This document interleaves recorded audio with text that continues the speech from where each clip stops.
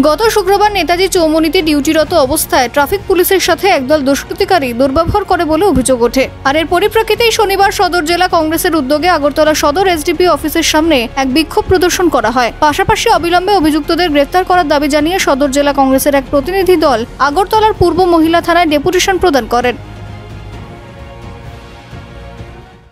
গতকাল আমরা লক্ষ্য করলাম মুখ্যমন্ত্রী জোর গলায় বলছে যে ত্রিপুরাতে আইন শৃঙ্খলা কায়েম আছে এবং কংগ্রেস নাকি ষড়যন্ত্র করে বিজেপি সরকারের বদনাম করছে।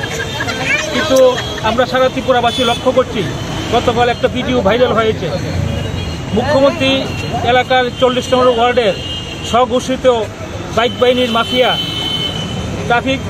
কর্তৃপক্ষ ট্রাফিক পুলিশকে কীভাবে অপমাননা করছে, কীভাবে গালিগালাজ করছে। আমাদের মুখের ভাষা হারিয়ে ফেলেছি এই কথা শুনি। আমরা লক্ষ্য করছি যে আর কতটুকু ভুলণ্ঠিত হলে পুলিশের টনক লড়বে।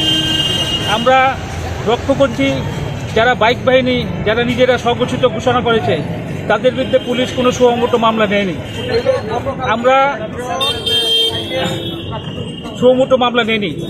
আমরা তাই মুখ্যমন্ত্রীর কাছে এবং পুলিশ প্রশাসনের কাছে আমরা বলবো যে আপনি একদিকে বলছেন আইন শৃঙ্খলা কায়েম হয়েছে, পাশাপাশি আপনার এলাকার মাফিয়া বাহিনী প্রমাণ করে দেখিয়ে দিল যে মুখ্যমন্ত্রীর কথা কলাপাতা, পুরোই স্বঘোষিত মুখ্যমন্ত্রী।